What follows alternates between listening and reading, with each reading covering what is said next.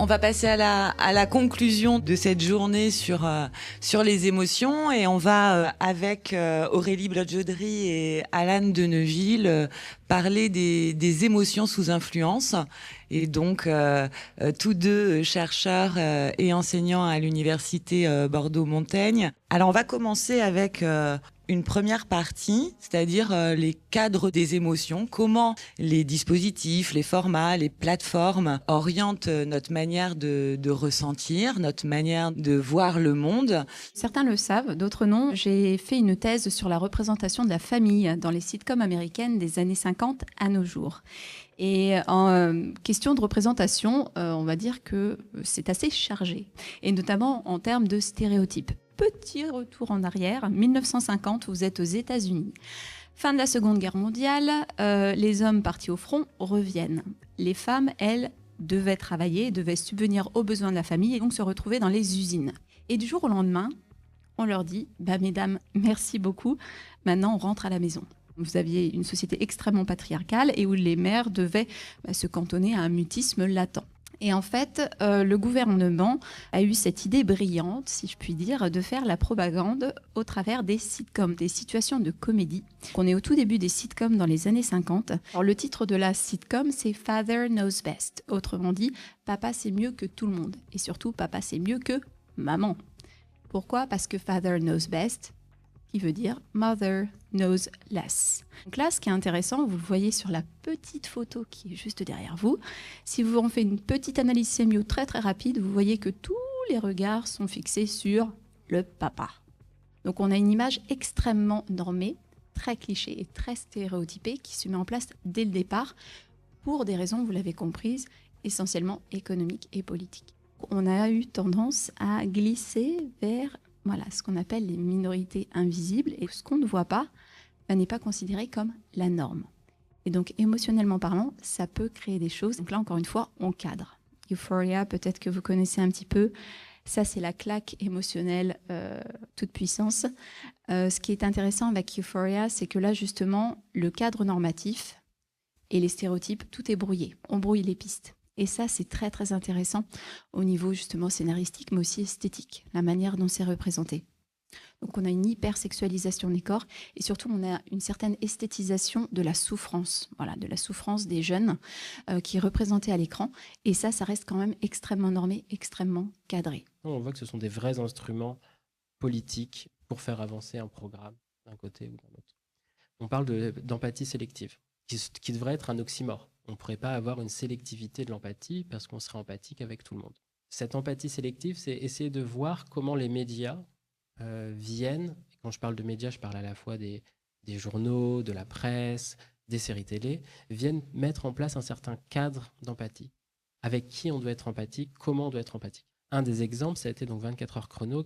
Qui connaît 24 heures chrono 24 heures chrono est une série très intéressante parce qu'on est juste après le 11 septembre 2001. Jack Bauer doit sauver les États-Unis à chaque saison contre principalement les terroristes, souvent avec des patronymes arabisants.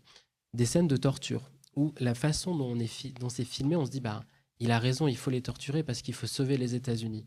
Et donc comment, à travers des processus filmographiques, on arrive à se dire c'est pas grave si on les tue. C'est pour le bien commun. Il y a eu d'autres séries qui ont permis, et une qui me semble, moi, fondamentale, c'est Buffy contre les vampires, qui a été de montrer pendant 7 ou 8 saisons une femme qui va casser la gueule à tous les mecs et donc qui casse la gueule au patriarcat. On va dire le grand pouvoir de la série, c'est que ça reste un rendez-vous. Le fait de ne pas avoir juste un one-shot comme un film, le fait de pouvoir vraiment entretenir cette relation avec les personnages change le tout.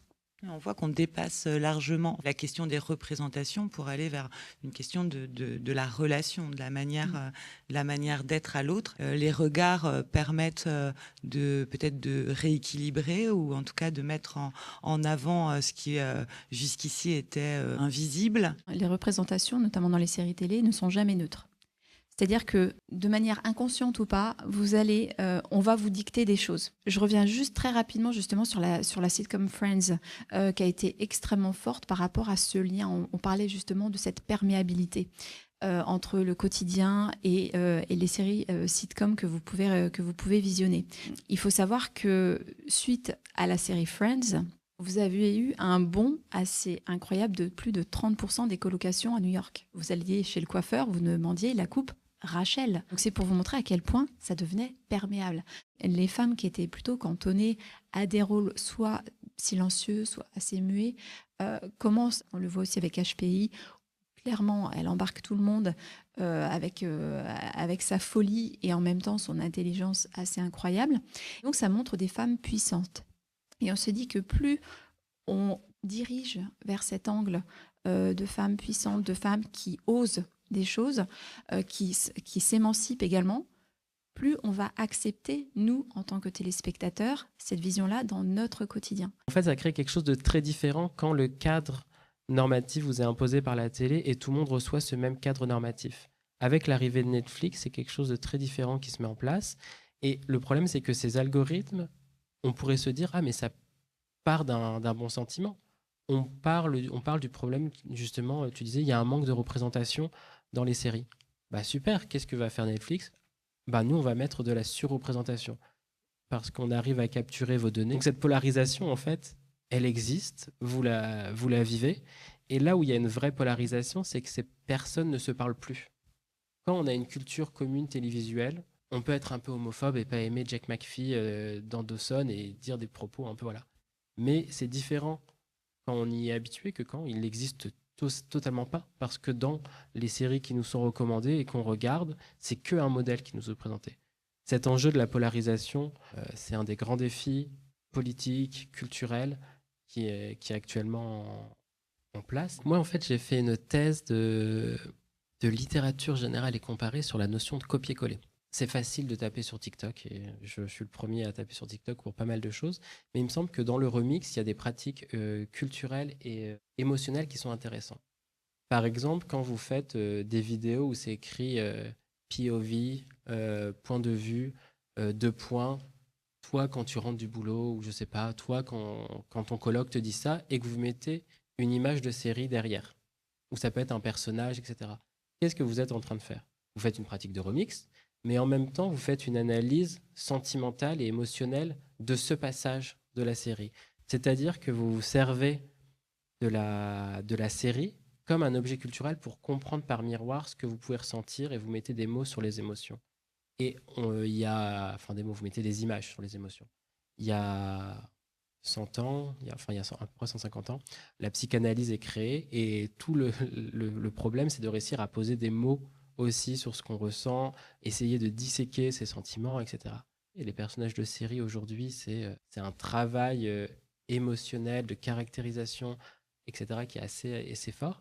On s'en sert comme miroir pour ressentir ses propres sentiments et pour comprendre ce qu'on le ressent. Et travailler l'ambiguïté des personnages, travailler l'ambiguïté des sentiments, travailler cette complexité de l'âme humaine me semble pour moi en tout cas une manière d'apporter une plus-value aux séries face à cette polarisation, de montrer qu'on peut aimer, détester en même temps. Certains connaissent la série Dexter. Vous avez un tueur en série en face de vous, il commet les pires horreurs, mais alors il y a un truc qui vous fait dire faut pas qu'il se fasse prendre.